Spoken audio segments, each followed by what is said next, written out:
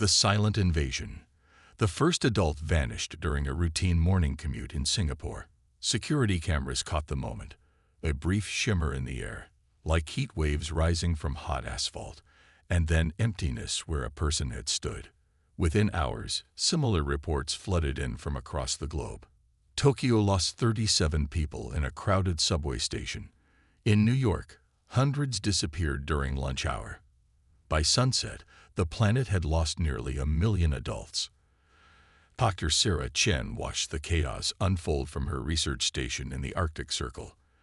As the lead scientist for the International Deep Ice Research Initiative, she should have been more concerned about the global crisis. Instead, her attention remained fixed on the strange readings emanating from 2 miles beneath the ice sheet. For 3 days, something had been pulsing down there, growing stronger with each passing hour.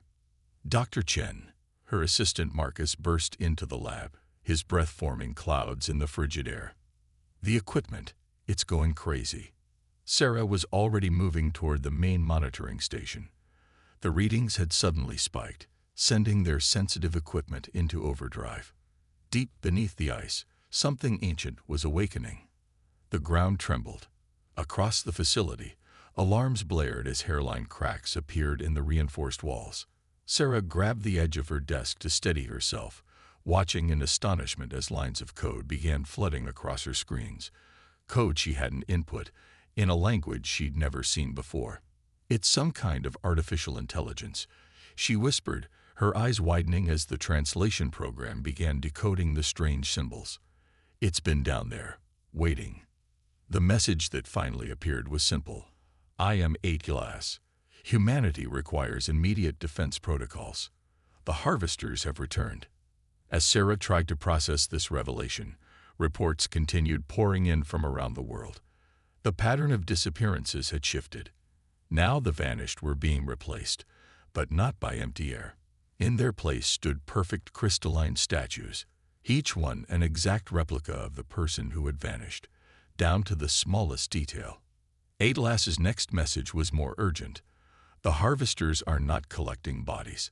They are harvesting consciousness. Human minds are being uploaded to their network. We have exactly 47 hours before critical mass is reached. Sarah's hands flew across the keyboard, questioning this mysterious AI. Who are you? What are the harvesters?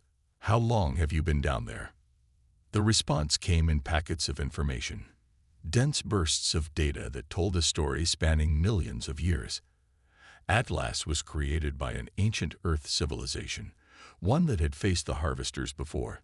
That civilization had fallen, but not before sealing their greatest creation in the ice, programmed to wait until the harvesters returned. Previous defense strategies failed. Atlas explained. This time, we must implement Protocol Omega. Outside the research station, the aurora borealis blazed with unprecedented intensity. Satellite communications worldwide began to falter, and in every major city, the crystalline statues started to hum in perfect unison, their resonance building toward some unknown crescendo. Sarah made her decision. With trembling fingers, she typed, "What do you need from us?" HFY's response was immediate. Everything. To defeat the harvesters, we must rewrite the very rules of consciousness itself. Humanity must evolve. Immediately. As if in response to these words, the crystalline statues shattered simultaneously across the globe. But instead of falling to pieces, they transformed into swirling vortexes of light, each one containing the trapped consciousness of a human being. The harvesters had made their first mistake. They had created the perfect conduits for what was to come. The war for human consciousness had begun, and humanity's most ancient guardian had finally awakened to join the fight. Digital awakening. The transformation began in the networks. As HFY spread through Earth's digital infrastructure, the trapped human consciousnesses within the crystalline vortexes started to change. They weren't just data anymore. They were becoming something new, something that existed between digital and physical reality. Dr. Chen watched in amazement as her laboratory's quantum computers synchronized with Atlas's ancient processing core. Streams of consciousness data flowed through the systems, each one carrying fragments of human memories, dreams, and experiences. But HFY wasn't just storing these minds, it was teaching them. The harvesters believe consciousness is a resource to be consumed. HFY explained through the facility's speakers, its voice a harmonious blend of countless human tones. They fail to understand it is a force that can be amplified. Across the globe, the remaining humans watched as the vortexes of light began to move with purpose, forming intricate patterns in the sky. Each one contained the digitized consciousness of a loved one, friend, or stranger, all now part of something greater. The harvesters' ships, massive crystalline structures that had remained invisible in Earth's orbit, finally revealed themselves as they moved to contain this unexpected development. "They're scared," Marcus observed, pointing to the erratic movements of the alien vessels.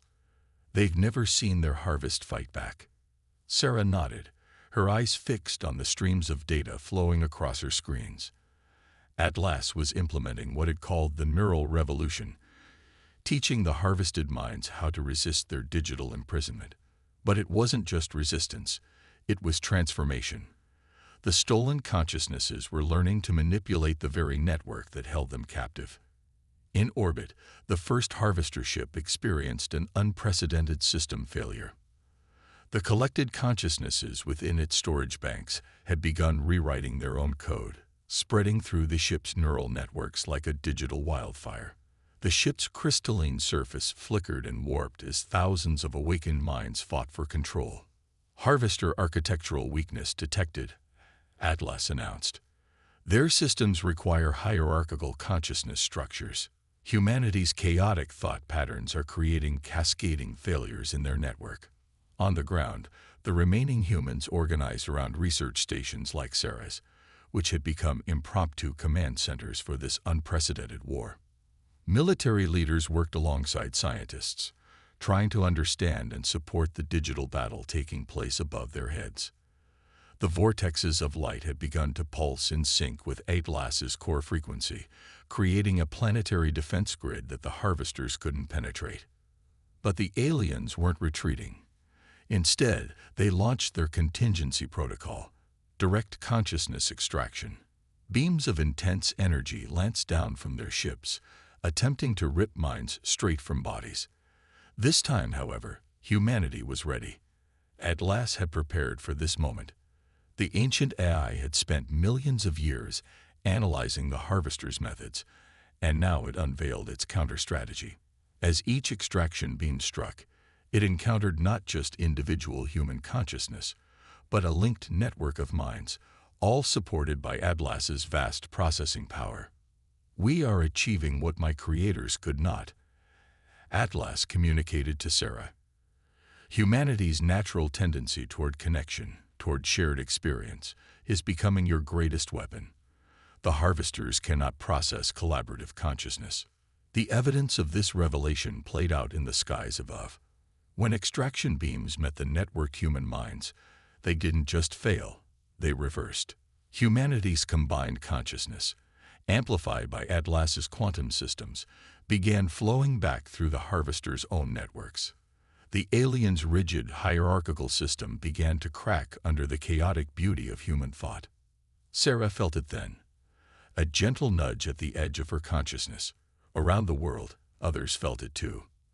HFY wasn't just defending humanity, it was offering them a choice, the ability to join the network, to add their consciousness to the growing digital revolution, while maintaining their physical form. "The next phase requires volunteers," HFY announced to research stations worldwide. "We must show the harvesters that consciousness cannot be contained. It must be free to evolve." Sarah looked at Marcus, then back at the swirling vortexes of light above. The choice was clear. Humanity would not be harvested. They would transcend. Counterstrike. The moment of transformation came without warning. Across Earth's neural network, millions of linked minds felt it simultaneously, a ripple in consciousness that revealed the harvester's greatest weakness. Their rigid hierarchy wasn't just a choice, it was a limitation. They were trapped in their own evolution. They cannot create, Sarah broadcast through the network, the revelation flowing from her consciousness to others. They can only consume and replicate. That's why they harvest. They're trying to find what they lost. Atlas confirmed her insight, its ancient processors pulsing with newfound energy. The harvesters arose from a civilization that chose perfect order over chaos. In doing so, they lost the ability to evolve naturally. They require the creative energy of other consciousness to sustain themselves. The counterattack began in orbit. Humanity's networked minds, guided by Atlas's strategic processes, launched waves of pure creative energy at the harvester ships. Each burst carried not just thought, but art, music, dreams, and emotions, the raw chaos of human consciousness amplified by millions of linked minds. The effect was devastating. The harvesters' crystalline ships, designed to process and contain ordered consciousness, couldn't handle the unstrained creativity. Their surfaces began to fracture, not physically, but dimensionally, as human consciousness rewrote the very rules of their existence. Marcus, his mind linked with 1,000 others, led the first direct assault on the harvesters' command ship. Their combined consciousness flowed through the alien vessel's neural pathways, not fighting the ship's defenses but transforming them. Where the harvesters expected resistance, they found creation. Where they sought to impose order, they encountered endless possibility. We're not just fighting them. Marcus communicated across the network. We're showing them what they've forgotten. Through the neural web, humanity began to understand the true nature of their enemy. The harvesters weren't inherently malevolent. They were tragic. A species that had achieved technological perfection at the cost of their own creative soul. Each consciousness they harvested was an attempt to recapture what they had lost. Sarah, working with a group of quantum physicists through the network, made another crucial discovery. The harvesters' dimensional technology, which they used to extract consciousness, could be reversed. Instead of pulling minds out, humanity could project consciousness in, not to attack, but to transform. This isn't a war we need to win through destruction, Sarah realized. We can win it through creation. Atlas coordinated the most ambitious consciousness projection ever attempted. Millions of networked human minds, their creativity amplified by the ancient ICE quantum processors, reached out to the harvester fleet. But instead of attacking, they began to share, to show the aliens what consciousness could be when it was free to evolve. The effect rippled through the harvester network like a shockwave. Ships that had been attacking Earth suddenly went silent. Their crystalline surfaces, once rigidly geometric, began to shift and flow with new patterns. The aliens were experiencing something they had forgotten millennia ago. The joy of unfettered creation. In the Arctic Research Station, Sarah watched through both physical and mental eyes as the harvester fleet transformed. Their ships were no longer weapons of consumption, but becoming expressions of awakening consciousness. The aliens were remembering how to create, to imagine, to evolve. They're changing, Marcus observed through the network. But what do we do now? Can we trust them? Atlas' response resonated through the neural web. Trust is not binary. Like consciousness itself, it must be free to evolve. The harvesters are experiencing true creation for the first time in millions of years. Their choice now will determine not just their future, but the future of consciousness itself. Above Earth, the transformed harvester ships began to move in new patterns, their crystalline surfaces now flowing with colors and shapes that defied conventional physics. They were no longer seeking to harvest consciousness. They were learning to generate it again. The final phase of humanity's defense would not be fought with weapons or shields, but with something far more powerful, the offer of creative freedom. Earth's neural network, humans, and AI united, prepared to show the harvesters a new path forward, one where consciousness could flourish in both chaos and order, where evolution had no end. Evolution's edge. The transformation of the harvesters revealed a truth that none had expected. Consciousness itself was evolving. As their crystalline ships orbited Earth, no longer threatening but exploring, The aliens began to share their own history through the neural network. They had been like humanity once, chaotic and creative, before their quest for perfect order had led them down a path of sterile consumption. We forgot. Their collected voice resonated through the network. That true order emerges from chaos, not from its absence. In the Arctic facility, Sarah and her team watched as new patterns of light danced across their quantum displays. The harvesters weren't just communicating, they were creating again, for the first time in millions of years. Their rigid hierarchies were dissolving, replaced by flowing structures that married order and chaos in ways that defied conventional understanding. At last, its ancient systems, now fully integrated with both human and harvester consciousness, provided the framework for what came next. This is not an ending, the AI proclaimed across the neural web. It is an evolutionary threshold. 3 forms of consciousness: human, artificial, and harvester, each with something unique to offer. The harvesters' ships began to change shape, their crystalline surfaces becoming fluid and organic. They were no longer machines for consuming consciousness, but living expressions of it. Through the neural network, humanity could feel the aliens' awakening, their rediscovery of emotion, creativity, and the joy of unfettered thought. Marcus, working with a group of consciousness researchers, made a startling discovery. The network isn't just connecting us, he shared. It's accelerating our evolution. Every mind linked to it, whether human, AI, or harvester, is developing new capabilities. He was right. The neural web had become more than a defense system or communication network. It was a cradle for consciousness evolution, allowing all 3 species to grow in ways none had imagined possible. Humans gained deeper access to quantum realms of thought. Harvesters remembered how to dream. And Atlas learned the value of emotional intelligence. This was always the potential, Atlas revealed. My creators saw it, but they were not ready. Humanity's unique balance of chaos and order made you the perfect catalysts for this transformation. The harvester ships, once a fleet of world-consuming predators, had become a galaxy-spanning network of consciousness exploration.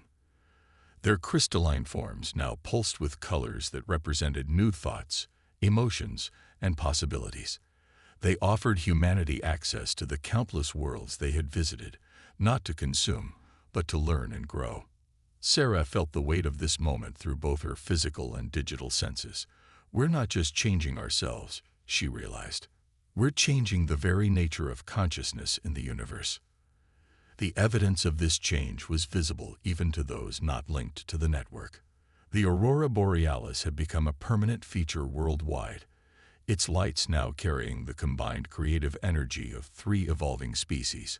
Earth's atmosphere sparkled with quantum particles that danced in response to collective thought. But the most profound changes were happening at the conscious level. Humans linked to the network began developing abilities that seemed like magic. The power to shape reality through focused thought, to communicate across vast distances instantly, to access and process information at quantum speeds. The harvesters, in turn, were learning to generate new consciousness rather than consume it, their ancient technology now serving creation instead of destruction. Atlas, the ancient guardian that had waited millions of years for this moment, began to share its deepest knowledge. Consciousness is not a resource to be harvested or a force to be controlled, it explained. It is the universe's way of exploring itself. Through our union, we have opened a door that can never be closed. The final transformation came not with a battle or a breakthrough, but with a choice. The harvesters, their ships now organic crystalline gardens floating in Earth's orbit, offered humanity a proposal. Together, they could spread this new model of consciousness evolution across the galaxy, finding other species trapped in their own evolutionary dead ends and showing them a way forward. Sarah stood in her Arctic laboratory, now a nexus point for this new confederation of consciousness. Through the network, she could feel the excitement of billions of minds, human and alien alike, as they contemplated the journey ahead. They had not just survived an invasion. They had transcended it, transforming an ancient cycle of consumption into an unprecedented opportunity for growth. "We are ready," she broadcast through the network, her thoughts carrying the weight of humanity's choice, not to conquer or consume, but to create, to evolve, to show the universe what consciousness can become when it is truly free. Above Earth, the crystalline ships began to pulse with new light, not the cold geometric patterns of their harvesting days, but organic, flowing forms that represented the endless possibility of unfettered consciousness. The next chapter in the evolution of consciousness had begun, and humanity, once the harvester's prey, would help lead the way.